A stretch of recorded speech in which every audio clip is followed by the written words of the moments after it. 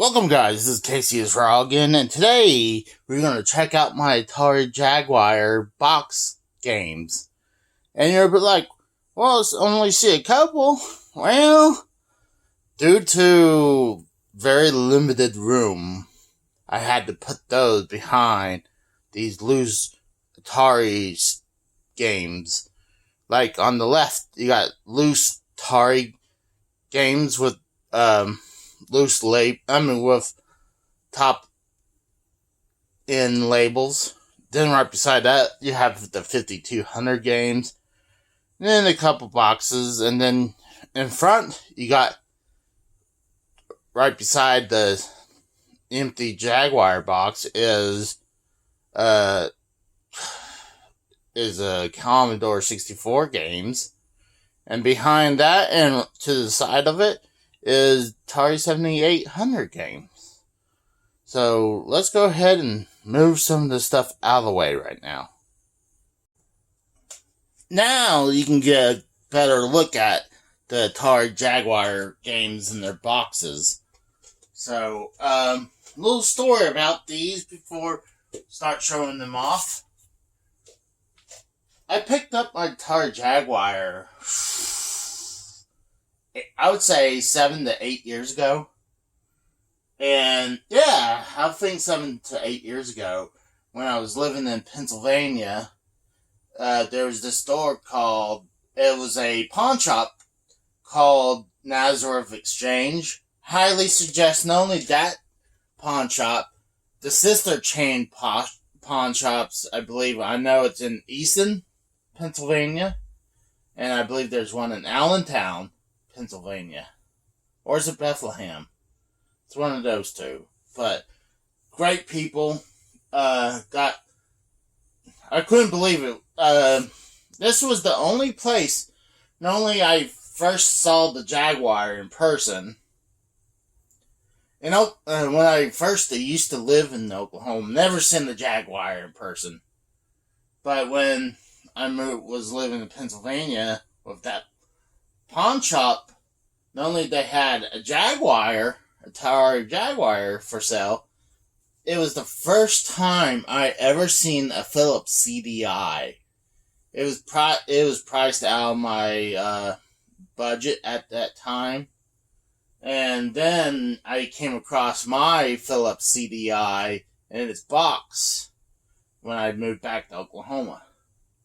So, but I bought a bunch of these loose Jaguar games, like that one, Doom. And I added end labels, because if you don't, you have to pull them all down to see what games you got. And you saw earlier how they looked. So, starting off is Dino Dudes.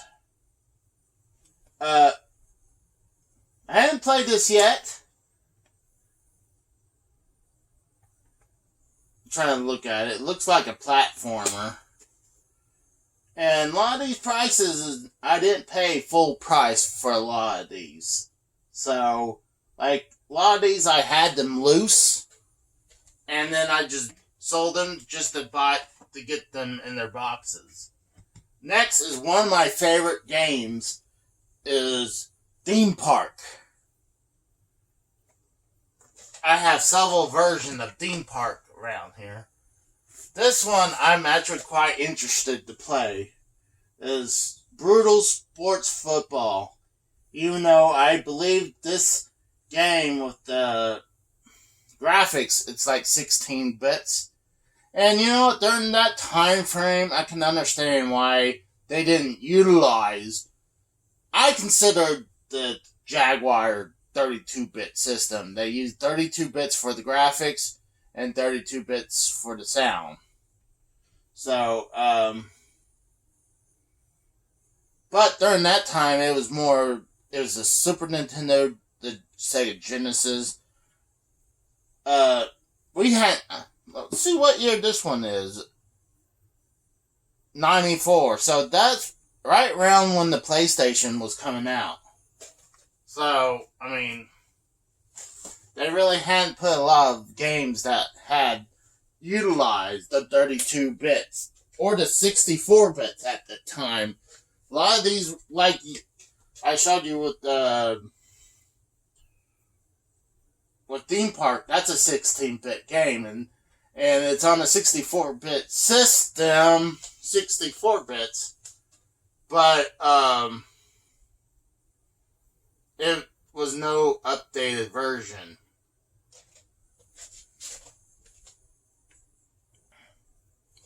Alright, so let's move on.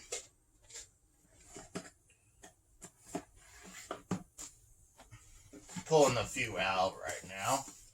Wolfenstein 3D. This is actually a pretty good port of Wolfenstein 3D. It's a uncensored version, unlike the Super Nintendo that is censored. And not only that, this looks damn close to the PC version than the Super Nintendo. The Super Nintendo looks horrible, quite frankly. Next one, here's another thing why I think it's not utilizing the 32 bits or even the 64 bits, is Zool 2. This is a 16-bit game, again. To me, it's okay game. They could have done better, but it's not bad, if you ask me. Iron Soldier. This is a mech game. This is one of them in the collection I have that utilize the 32 bits. Like I said, I considered the Jaguar 32 bits, not 64. Oh, here's another one it's a 16-bit game. It's Bugsby. I mean, they didn't do anything different from this version from the Sega Genesis, or I believe there's a Super Nintendo version too. But there's really no difference between this and those other systems. And you know what? It's amazing how these boxes are in great shape, quite frankly. These are in immaculate shape.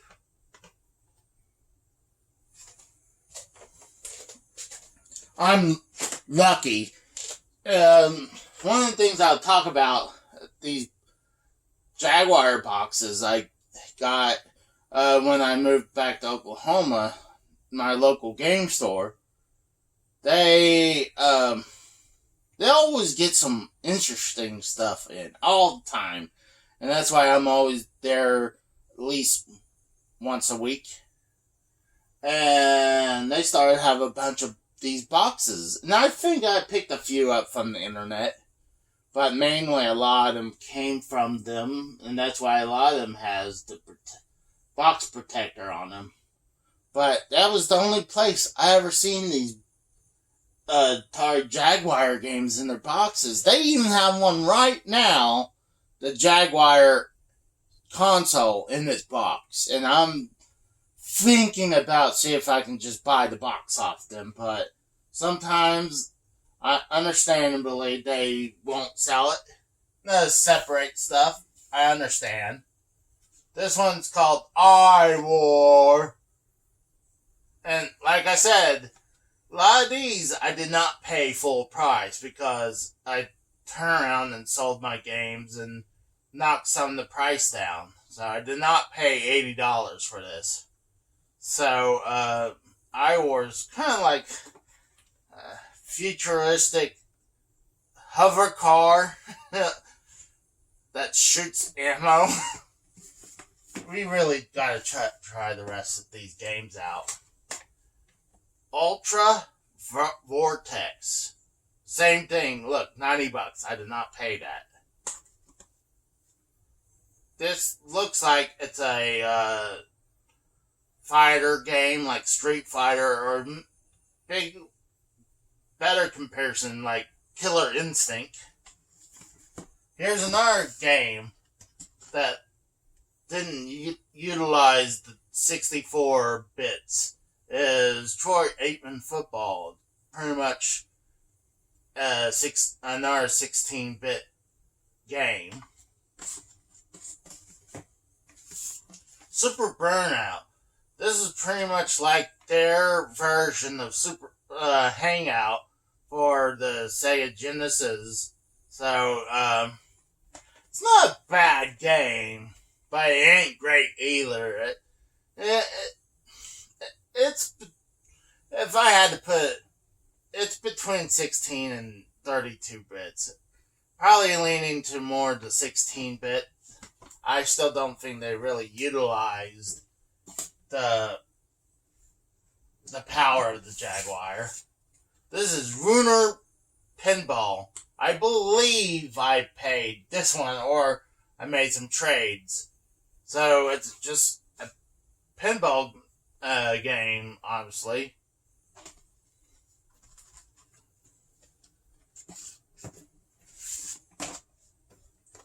This is skiing and snowboarding.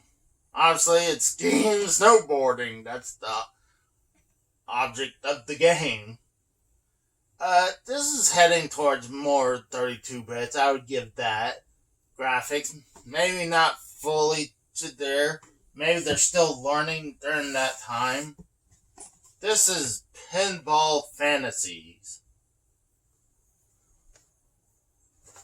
Obviously, this one has a bunch of pinball tables on there. I'm trying to look at the year on this one.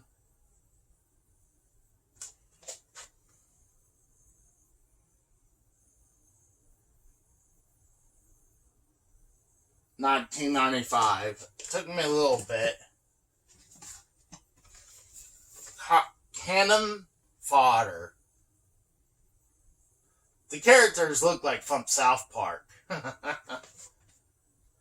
This is more like just a military game. Like, God, I'm trying to pronounce the word.